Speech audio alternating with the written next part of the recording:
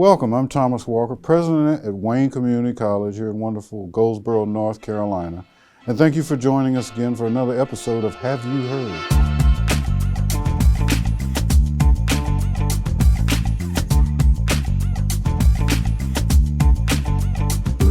Now, one of the great benefits of being at this institution, whether you are a student, faculty, or staff, is that the wonderful support we get from our foundation. If you're a student, many of our students are impacted by our foundation through their scholarship assistance, but the foundation also assists us in many other ways in terms of supporting programs, helping us build partnerships in the community, and we're fortunate today to have with us Diane Belmont, who is the Resource Development and Data Management Coordinator for the foundation of Wayne Community College. Welcome, Diane. How are you? I'm doing well. Thank you for having me. Now, I think a lot of folks, if you've been in Wayne County for any amount of time, you probably recall in the summer of around June of every year seeing these scholarship invitational signs posted up everywhere around the city. And we have perhaps the most successful golf tournament sponsored by a community college and its foundation in the state. But you have something else special going on around the idea of giving. Since we've kind of modified how we do things, and the pandemic has made us think of interesting ways to continue to try to help students and the college and the community. Why don't you share with us? Yes, so the foundation of Wayne Community College is looking for new ways outside of scholarships to support our college. And one way that we are doing that is by providing more funding through our Student Enhancement Fund. And so we are joining the Giving Tuesday global movement that happens every Tuesday after Thanksgiving. And this year we are promoting our Student Enhancement Fund. So all the money is going towards that. Since we have our Scholarship Invitational that will cover scholarships, this will cover Student Enhancement Fund. And what this fund will cover is mini grants for faculty members, but it also helps out with supplies for clubs and camps, and it helps out with departmental upgrades. The most recent departmental upgrade that it helped with was our automotive building that just went up this June. So we're super proud about that, and so we are joining other community organizations and even some higher ed institutions with Giving Tuesday, and we're really excited about it. Now, where and how can people give to Giving Tuesday? Well, we have created our own website for Giving Tuesday. Yes. Well, I mean, it's underneath the college, but it's waynecc.edu/Giving Tuesday. All one word, no space. Well, that is an interesting and hopefully a very innovative approach. I know you're going to be successful. The foundation always has been. Now, I heard you mention the term global movement. Yes. Can you explain a little bit about that? If you don't mind, I am going to quote Giving Tuesday's CEO because I think she says it best. And that is, Giving Tuesday inspires people all around the world to embrace their power to drive progress around the causes they care about, not just for one day, but throughout the year. With country and community leaders, millions of organizations, and countless givers of all kinds, Giving Tuesday is creating a shared space where we can see the radical implications of a more generous world. So that's what Giving Tuesday is. It strives to build a world where we have generosity at the heart of society to make us a generous world. Now, that is very intriguing, and I really like that quote. So will this just be one Tuesday? Let me just first start off by saying Giving Tuesday was started in 2012, so it is still fairly new. Okay. And I'm not sure if you've seen, but usually the week before Thanksgiving, there will be large organizations that will offer matching funds. Facebook is one of them, and they'll even suggest, do you want to start a Giving Tuesday fundraiser a week leading up to Giving Tuesday?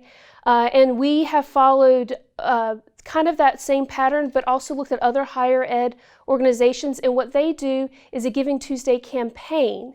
And so in following their footsteps, what we have done is started in November, and leading all the way up to Giving Tuesday, we are accepting donations and promoting and getting our word out there. So we are accepting donations now and even have received a few, but then we'll have the whole day to really celebrate and push that. And I challenge anyone to start a Facebook fundraiser on behalf of the foundation of WCC. Oh, there's a challenge, folks. Now, people don't just have to come on campus, because I've seen these little jars Yes. sitting around. So talk about some of the things you've planned about how people can give. We have tried to be very creative because of COVID and because of social distancing.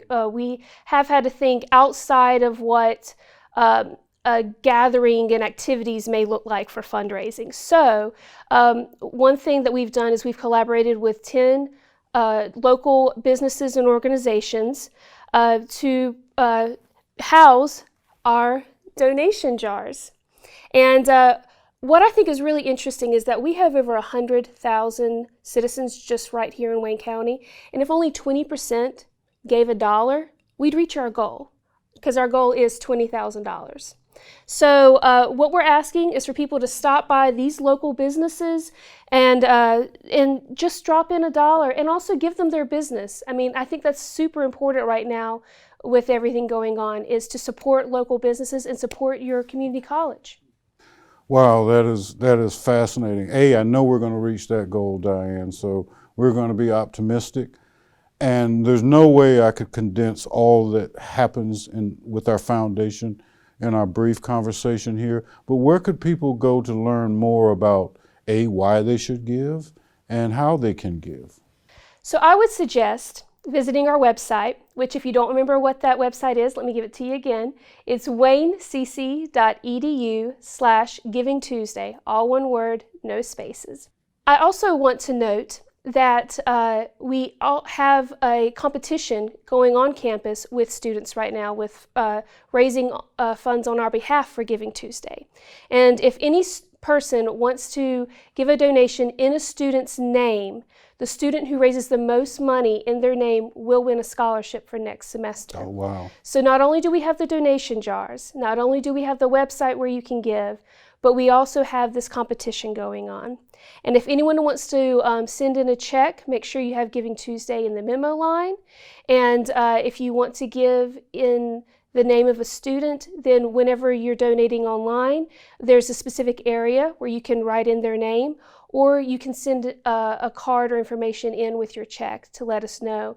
And we will announce the winner by the end of the first week of December to let everyone know who's that student that got to win that scholarship for Giving Tuesday, for being our best community hero.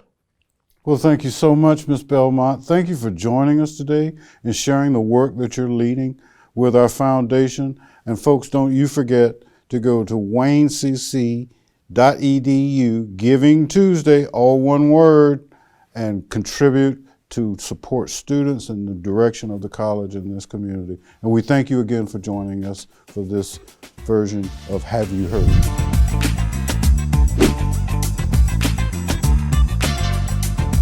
Hi, let me talk about what I'm reading. And I just finished, and I think this was the second time I've read this, George Orwell's Politics and the English Language. Now, I'm sure you're familiar with George Orwell because he wrote the incredible, influential book 1984. But this book, and you could probably call it a chapbook, you can read in about 20 to 30 minutes because it's very brief. But the thesis of his book is how we use the English language and how deceptive it can be. And in today's political environment, I think it's really interesting reading to talk about the use of language and how it is used to manipulate behaviors. So I encourage you to pick this up as something that if you're waiting on someone, you've got a free extra 15, 20 minutes that really is engaging reading about the use of English language and how it is used to pass on information.